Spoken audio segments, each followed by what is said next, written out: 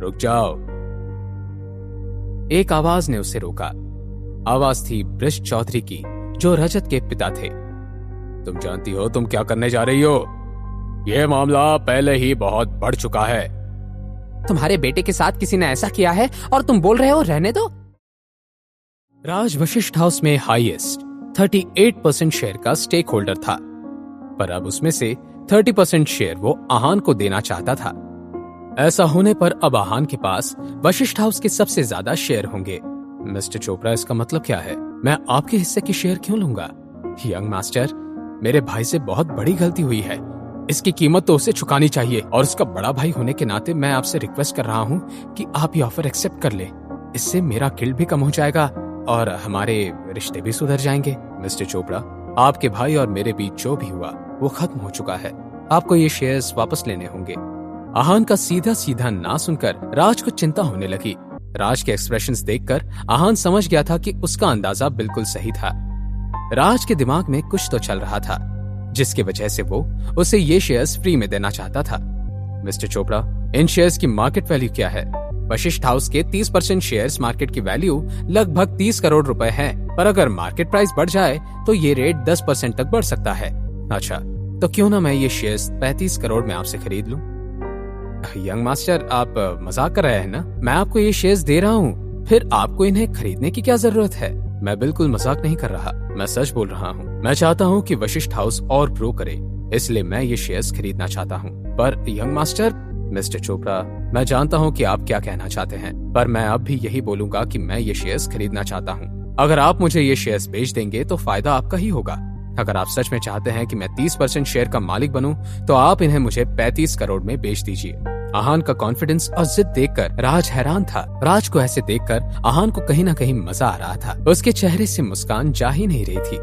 उसका इतने पैसे खर्च करने का कारण ये नहीं था कि उसके पास बहुत पैसे थे, पर यह था कि वो सच में चाहता था कि वशिष्ठ हाउस में बहुत डेवलपमेंट हो, और वो सिर्फ मनाली में ही नहीं बल्कि हर जगह उसका नाम हो। और दूसरी तरफ अगर वो 30% खरीद लेता तो ये एक तरह का इन्वेस्टमेंट होगा। अगर कभी कोई दिक्कत आती तो वो आराम से ये शेयर्स बेचकर अपना पल्ला झाड़ सकता था। पर अगर वो ये शेयर्स ऐसे ही ले लेता तो उसका वशिष्ठ हाउस से एक रिश्ता जुड़ जाता। वहाँ से जुड़े किसी भी प्रॉब्लम में उसे अपना पूरा जोर लगाना ही पड़ता।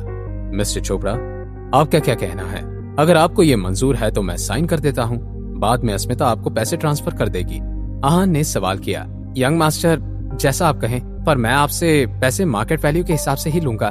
राज ने अपनी बात रखी। आहान ने बिना कुछ जवाब दिए पेपर लिए साइन ले ली और अस्मिता से पैसे ट्रांसफर करने को कहा। यंग मास्टर, ये वशिष्ठ हाउस का सुप्रीम मेंबरशिप कार्ड है, आप इसे रख लीजिए।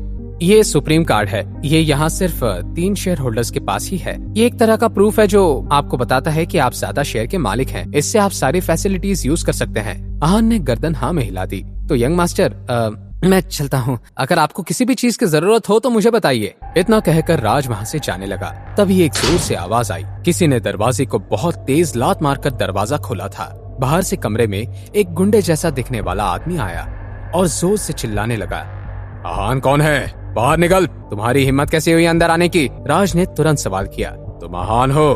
मैंने पूछा तुम कौन हो और अंदर कैसे आए? गुरुजी राज चोपड़ा के गाइड और मेंटर थे। वो मार्शल आर्ट के स्टेज 2 पर थे। मनाली में उनके आर्ट की बहुत इज्जत थी। जी मास्टर, गुरुजी ने तुरंत जवाब दिया और जोश में आकर उस आदमी को जोर से धक्का दिया। वो समझ गया था कि गुरुजी मार्शल आर्ट में ट्रेंड थे। वो highest form of martial art को अच्छे से जानते थे। वो आदमी भी मार्शल आर्ट में ट्रेंड था, इसलिए वो जानता था कि गुरुजी उसके सीनियर थे। सीनियर, मुझे छोड़ दीजिए। अच्छा, अब तुम्हें छोड़ दें? तमाशा तुमने शुरू किया था, तो अब तुम ही बताओ कि तुम्हें यहाँ किसने भेजा? ब्रिज चौधरी और सुहासिनी चौधरी ने। प्लीज मुझे माफ कीजिए। ठीक है, मैं तुम्हें माफ कर दूंगा, पर एक शर्त पर। तुम्हें यहाँ जिसने भेजा है उसे यहाँ बुलाओ। इतना बोलते ही उस आदमी ने तुरंत अपना फोन निकाला। उधर चौधरी फैमिली हॉस्पिटल में थी। मॉम, अंकल का फोन क्यों नहीं आया अब तक? बेटा तुम चिंता मत करो, अंकल ने उसे ढूंढ लिया होगा। तुम उससे अपना बदला ले लेना, तुम परेशान। सुहासिनी अपनी बात पूरी करने ही वाली थी कि उतने में उसका फोन बजा। देखो बेटा, अंकल का फोन आ गया। हेलो, मिल गया तुम्हें वो आहान? उसे लेकर यहाँ आओ। जी, आहान मुझे मिल गया है, पर अगर आप तुरंत यहाँ नहीं आई तो मैं उसे छोड़ दूंगा। इतना बोलकर उस आदमी ने फोन कट कर दिया। मॉम, क्या बात है? अंकल ने क्या कहा? वो चाहता है कि हम मनाली होटल जाएं। मुझे नहीं लगता कि तुम्हें वहां जाना चाहिए। ये कोई जाल भी हो सकता है। मेरी बात मानो और वहां मत जाओ। ब्रिज ने एक बार फिर कोशिश की। मनाली होटल जाकर अब क्या होने वाला था? आहान चौधरी फैमिली के साथ अब क्या करेगा?